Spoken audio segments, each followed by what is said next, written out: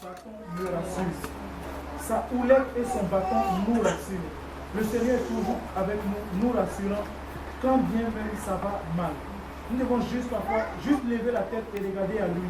Si nous avons les yeux fixés simplement sur le bistouri ou fixés sur la situation qu'elle a, nous sommes en train de nous égarer. Mais nous devons lever les yeux et regarder simplement à notre berger. Et lui dire, mon berger, qu'est-ce que tu dis? Parce qu'il sait où nous sommes. La Bible dit que le bon berger cherche les brebis, il les trouve et les ramène. Notre berger sait où nous sommes. Alors que nous sommes à l'hôpital, il sait que nous sommes à l'hôpital, nous sommes dans la chambre 387, nous sommes dans telle chambre, il sait là où nous sommes. Nous devons simplement lui dire, mon berger, regarde où je suis. Voilà ce que je m'apprête à faire, qu'est-ce que tu en penses? Amen.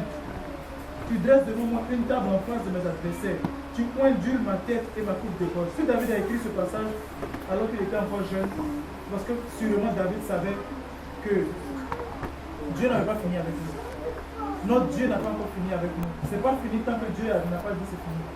Nous ne pouvons pas mettre en tête, oh, écoute, cette situation-là, peut-être que ça va mal se passer, ça va être comme ça et ça va s'arrêter là. Tant que Dieu n'a pas dit son dernier mot, ce n'est pas fini. La maladie que Job a eue pouvait finir avec lui. Il y a des gens qui ont sûrement eu cette même maladie, mais en une journée, 2 journées, il était déjà mort. Mais Job l'a traîné avec lui pendant des jours et des jours. Il aurait pu mourir, mais le Seigneur notre Dieu l'a préservé. Et il termine en disant, oui, le bonheur et la grâce m'accompagneront tous les jours de ma vie et j'habiterai dans la maison de l'Éternel. David était positif. Pourquoi cette parole d'encouragement? Nous devons non seulement la confesser dans nos vies afin que ces paroles puissent entrer en nous-mêmes et que notre âme puisse reconnaître que l'Éternel notre Dieu est notre berger qui nous conduit et qu'aucune situation ne nous effraie. Mais aussi, surtout, parce que quand les situations arrivent, nos yeux nous tuent. Et nos pensées nous tuent. Nous avons peur de nos pensées. Qu'est-ce qui va se passer après? Qu'est-ce qui? Ce matin, je disais à la sœur Josiane que quand Dieu a demandé à Abraham d'aller sacrifier son fils, il n'a pas cherché une alternative. La seule chose qui a fait qu'Abraham était prêt à tuer Isaac, son seul fils, l'unique enfant qu'il a eu dans sa vieillesse, c'était la confiance en Dieu. Il avait confiance en Dieu. Il savait que si Dieu prenait cet enfant, il pouvait m'en donner encore plus. Parce que sa promesse qu'il m'a faite est éternelle, elle subsiste. Tant que ce n'est pas accompli, je continue de croire en lui. Nous devons arriver à cette dimension où quand les choses se présentent à nous, nous disons Seigneur, c'est ce que tu dis que je regarde, je te fais confiance, je vais avec toi. Amen. Dans la parabole du juge unique, la Bible dit que il y avait dans une ville un juge qui ne craignait point Dieu et qui n'avait point d'égard pour personne. Vous savez le travail que font les juges condamnent. Ils arrivent, tu as fait ceci, tu as fait cela, tu es condamné à 3 ans de prison, tu es condamné à une amende. C'est ça le rôle des juges. Mais nous devons être conscients, en tant qu'enfants de Dieu, que dans chaque ville où nous sommes, il y a des juges. La Bible dit que nous n'avons pas à lutter contre la chair, contre la chair et le sang, mais contre les principautés et les esprits mauvais. Amen. Dans chaque ville où nous sommes, il y a des principautés, il y a des démons qui sont des juges. Et leur rôle, c'est de passer par les médecins, passer par des gens qui vont vous dire, oh, tu as tel cancer, tu as telle maladie, quand on regarde ton enfant, il a telle situation, tu as tel problème, et c'est des condamnations. Parce qu'une fois que nous entendons cela et que nous l'absorbons, nous acceptons une condamnation sur nos vies. Parce que ce n'est pas ce que le Seigneur notre Dieu a comme projet pour nous. La Bible dit que ces projets pour nous sont des projets de bonheur. Mais ces juges-là subsistent et sont là. Mais la Bible dit aussi que dans cette même ville, il y avait une veuve. Une veuve, c'est une personne désemparée, c'est une personne qui n'a presque plus d'espoir. Elle a perdu son mari, elle est seule. Elle n'a plus d'espoir. Elle n'a personne à qui se confier. Et parfois, nous nous retrouvons dans des situations où nous nous sentons comme j'ai plus d'espoir, il n'y a plus personne, il n'y a plus rien à faire et je suis perdu. Mais quand nous sommes dans cette situation, ce n'est pas mauvais d'arriver là. Mais là où ça devient mauvais, c'est quand nous n'avons plus les yeux fixés sur le Seigneur. Oui, je peux être perdu, abattu, mais je lève les yeux et je regarde vers le Seigneur. Et je lui dis, c'est à toi que je regarde. Tu es mon berger, c'est à toi que je regarde. Tu es mon juge, tu es le véritable juge. Je ne veux pas regarder aux paroles du médecin. Eux, ils ont dit, mais qu'est-ce que toi tu dis, Seigneur? Eux, ce sont des juges uniques, mais toi, tu es le juge juste. Amen. Amen. La Bible dit que cette veuve-là venait chaque fois la voir. Fais-moi justice de ma partie adverse. Et il refusa. Parce qu'il n'avait d'égard pour personne. Le diable est cruel, il est méchant, il détruit des vies. Le diable peut enlever, le diable peut diviser une famille de telle sorte que les enfants soient dispersés, que tout le monde soit à gauche et à droite. C'est ça que le diable sait faire. il ne peut faire de bien à personne. C'est pour cela qu'il est un juge unique lui aussi. Mais la Bible dit que ce juge-là a fini par dire un jour à la dame, pour que je ne craigne point Dieu et que je n'ai d'égard pour personne, néanmoins parce que cette veuve m'importune, je lui ferai justice afin qu'elle ne vienne pas sans cesse me rompre la tête. Nous n'allons pas aller vers ce juge et lui dire, Satan, laisse ma famille, non, Satan, fais-moi justice parce qu'il ne peut pas nous faire justice. Tout ce qu'il sait faire, c'est faire du mal. Mais nous allons rompre la tête de ce juge d'une autre manière, par la prière. Parce que le Seigneur est en train d'enseigner à ses disciples. Au début, on peut le dire, on peut le dire. Il leur adresse par la voix pour montrer qu'il faut prier, toujours prier et ne point se relâcher. Et il dit toujours prier. Ça veut dire prier en toute situation, en toute occasion. Parfois on se dit à des situations, oh je peux juste régler ça. Non, ça prend que tu pries. Ça prend que tu cherches la direction du Seigneur. Sans se relâcher. Nous prions certainement pour certaines choses. Depuis longtemps, des maladies, des situations, mais rien ne bouge, rien ne change. Le Seigneur dit de prier sans se relâcher. Et ça c'est écrit, c'est lui qui nous dit. Sans se relâcher, ça veut dire je prie jusqu'à ce que je vois ce que je demande au Seigneur s'accomplir. Amen. Cette dame veut a persécuté pratiquement ce monsieur. Ce juge à tel point qu'il dit, il faut que je lui fasse justice pour ne pas qu'elle me rompe la tête. Nous devons persécuter le diable avec nos prières. Nous devons le persécuter à tel point qu'il relâche ce qu'il a porté, à tel point que la condamnation qu'il a mise sur notre vie tombe au nom de Jésus. Amen. Et le Seigneur dit au verset 7, et Dieu ne fera-t-il pas justice à ses élus qui crient à lui jour et nuit et ne tardera-t-il pas à leur égard? Je vous le dis, il leur fera promptement justice. Une chose que je suis en train de comprendre dans cette situation que nous passons avec la sœur Josiane, c'est que quand nous passons par des choses difficiles, c'est vrai, c'est douloureux, ça touche à notre âme, ça touche à notre famille, ça nous bouleverse, ça nous terrasse, parce que notre corps est affligé. Nous sentons la douleur. Nous ne sommes pas un esprit, c'est vraiment, mais nous sentons la douleur. Et nous sommes perdus, et le diagnostic des médecins parfois est tellement terrible.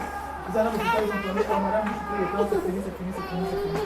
C'est comme ça que les médecins réfléchissent. Ils ne viennent pas vous dire non, vous souffrez de temps, je pense qu'après ça, non, vous souffrez de temps, voilà ce qu'on doit faire et c'est tout. Mais parfois on se demande quand c'est comme ça, où est Dieu dans ce genre de situation? Pourquoi il peut nous permettre que je sois là, dans cette situation? Mais une chose que je voudrais donner comme un encouragement à chacun de nous, c'est que nous nous trouvons dans une situation où nous demandons où est Dieu. Pensons à une seule chose, au cœur de Dieu. Pensons simplement au cœur de Dieu. La Bible dit qu'il est un Père aimant. C'est un Père qui nous aime, d'un amour éternel. Et son cœur ne change pas. Donc même si nous ne le voyons pas, pensons à son cœur. Disons-nous, je sais que mon Dieu est un Dieu qui aime. Et un Dieu qui aime ne peut pas me permettre d'être dans cette situation. Mais s'il le permet, c'est parce qu'il veut se glorifier. Il a un plan. Et si nous pensons à son cœur, nous allons faire confiance à son plan. Parce que son plan reste merveilleux et parfait pour nous. En terminant, le dernier verset, la dernière phrase dit, mais quand le Fils de l'homme viendra, trouvera-t-il la foi sur la terre? Les épreuves par lesquelles nous passons, la maladie qui afflige le corps, les situations de famille, les problèmes de travail, de quoi que ce soit que nous traversons, ont un objectif, enlever la foi. Enlever la foi. J'en veux pour preuve, quand Job était malade, ses amis sont venus, sa femme lui a même dit, maudit Dieu meurt. En d'autres termes, réunis Dieu, réunis ta foi et puis c'est fini. Les épreuves ont un objectif, enlever notre foi. Mais ne laissons rien enlever notre foi. Mais continuons de prier. Aujourd'hui, je suis fier de parler de la sœur Josiane parce qu'elle est en train de bouleverser les médecins. Ils sont même tous troublés, tous mélangés parce qu'ils entendent quelqu'un, oh madame, vous souffrez d'un cancer. Non, au nom de Jésus, je n'ai pas un cancer. Parce que tout est Jésus, tout est Jésus, tout est Jésus. Et quand tu vas voir quelqu'un qui est malade et qui est tout le temps pour te dire, tout est Jésus, j'ai foi en mon Dieu, je sais qu'il va me guérir. Elle a même sa Bible à son côté, pour que tous sachent qu'elle est une chrétienne. Nous pouvons juste être fiers et continuer de prier pour cette personne et continuer d'implorer la grâce de Dieu. C'est ça que je comprends du temps. Lorsque vous priez pour la sœur Josiane, priez pour que le Seigneur fasse un miracle. Nous croyons à un miracle. Nous croyons fortement à un miracle parce que notre Dieu est le Dieu des miracles. La Bible dit qu'il nous a tissés, cellule par cellule, et il connaît notre corps. Et alors que nous prions pour elle, je voudrais qu'on prie particulièrement pour ses enfants, qui sont aussi forts dans cette épreuve, mais nous savons que c'est des épreuves difficiles. Prions chaque jour chez nous à la maison pour elle, mais pour ses enfants, pour que le Seigneur leur donne la force de tenir. La force de tenir, de continuer à l'aimer, de continuer à croire en ce Dieu qui guérit. Parce que c'est ça qui arrive quand nous passons par les épreuves. Nos enfants savent que notre Dieu guérit. Mais prions pour qu'ils voient ce Dieu qui guérit là à l'épreuve et qu'il agisse effectivement. Si on peut tous se lever, priez pour ces trois principaux sujets. Prenons le temps qu'il faut. Prions pour Sœur Joselaine, pour la guérison totale. Que les médecins soient confus, que la confusion règne dans le camp de l'ennemi. On a entendu des témoignages où les gens sont arrivés et ils regardent l'écran et disent mais on ne voit plus le tumeur. Parce que notre Dieu est capable d'enlever la tumeur. Notre Dieu est capable d'éradiquer totalement toute racine du cancer et permettre que sa servante sorte de là avec un témoignage fort et puissant qui va même passer partout sur Internet pour que quelqu'un sache que le Dieu de Joselaine est le Dieu qui guérit. Amen. Prions pour elle, prions pour Jonathan, pour Fidaline, prions pour Nathanaël, pour Rosaria. Prions surtout aussi pour Kevin, le fils de Papa Bomolo, qui a besoin que le Seigneur le restaure au niveau de sa santé mentale totalement. Si nous pouvons nous lever et aller dans la prière. Prenons le temps de prier, mes frères. Prions réellement, implorons la grâce du Seigneur. Prions au Seigneur pour notre sœur. Dans cette situation, je me sens comme si, parce que nous sommes un corps, et je me sens comme si mon pied me fait mal, parce que Sœur Joselaine fait partie du corps que nous formons en Christ. Et elle est très impliquée dans notre communauté. Prions réellement pour les enfants qui sont là, imposons les mains, prions et prions pour que le Seigneur bouge. Et je pense que la sœur Rosalie est avec elle présentement en train de prier encore. Prions toujours que le Seigneur mette sur son cœur les paroles qui vont l'apaiser et qui vont toucher son cœur. Si nous pouvons nous lever et aller prier ce soir, mon Jésus.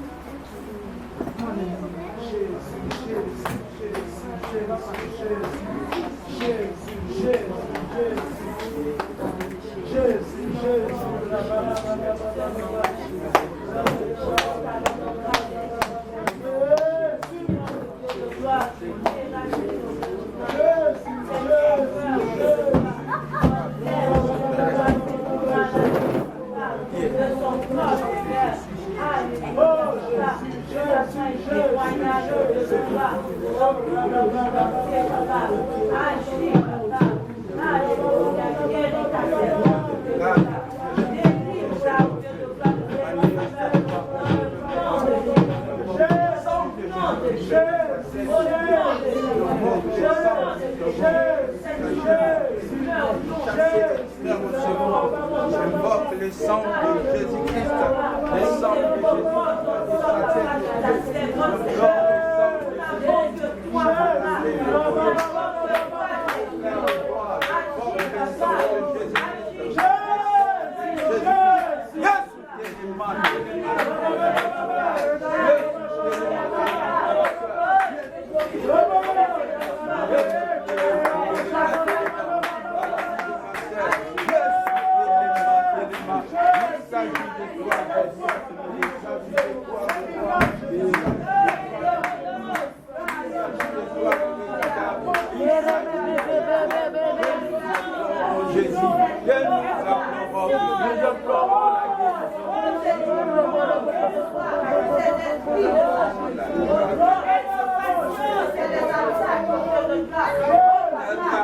Nous implorons ta grâce, oh Dieu. Nous invoquons ta grâce. Nous implorons ta grâce.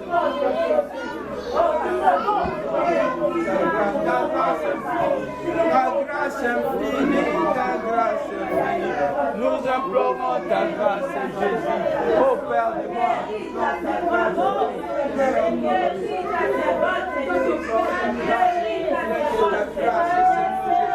J'invoque la guérison, Seigneur Dieu. Oh mon Dieu, mon roi, dans la vie de quelqu'un, comme il est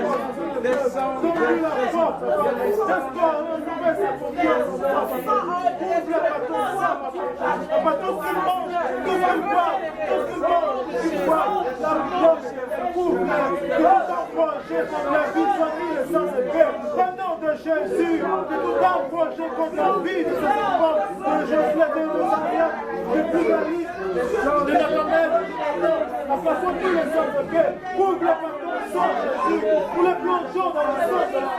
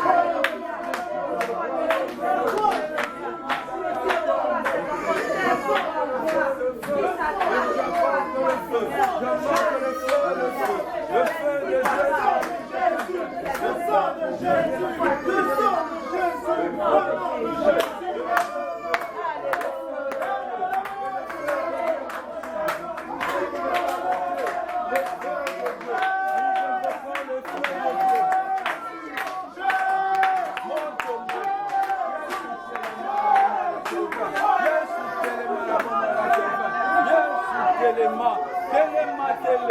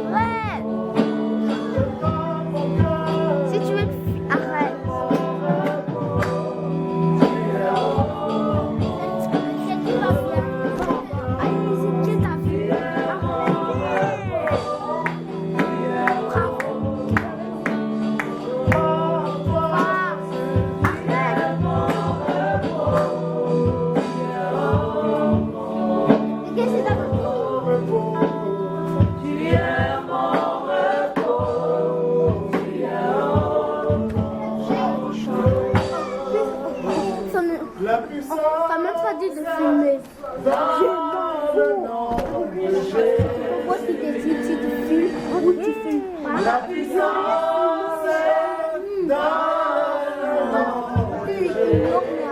Bouge.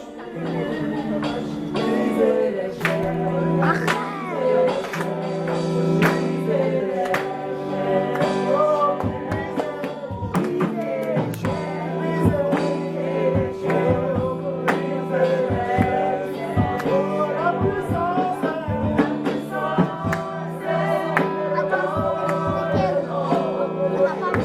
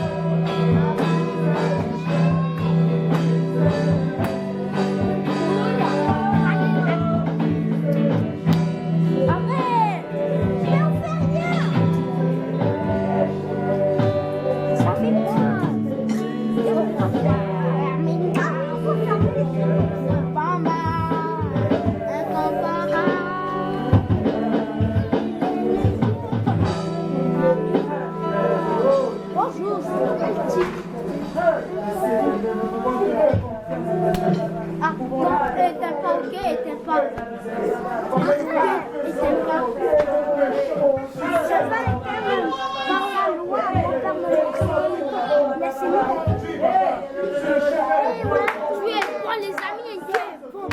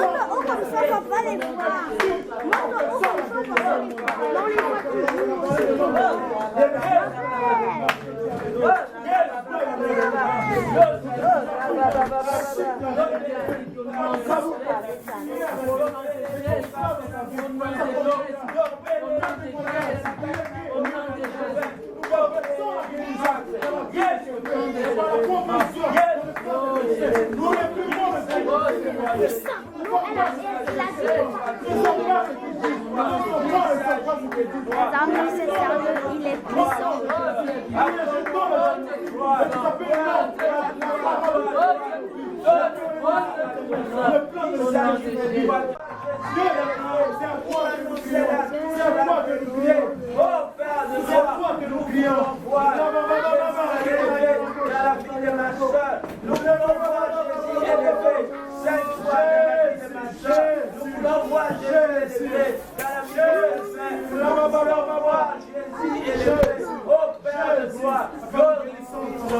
Il s'agit de toi, que nous élevons ce soir. Il s'agit de toi, que nous implorons la grâce. Le Dieu des miracles ce soir, le Dieu des prodiges c'est toi, qui n'a pas changé, qui est le même hier, aujourd'hui et éternellement. Le Dieu de toutes les forces, le Dieu des miracles, le Dieu des prodiges, le dormi des soleils. Ô Père de gloire, toi qui as dit avant moi, je te répondrai, je te montrerai des merveilles cachées. Seigneur, il y a des merveilles dans ce soir, il y a des merveilles dans nos familles, parce que toi qui exauces, Seigneur, oh, qui bénit et qui sème avec l'arme, moissonnera avec la lumière.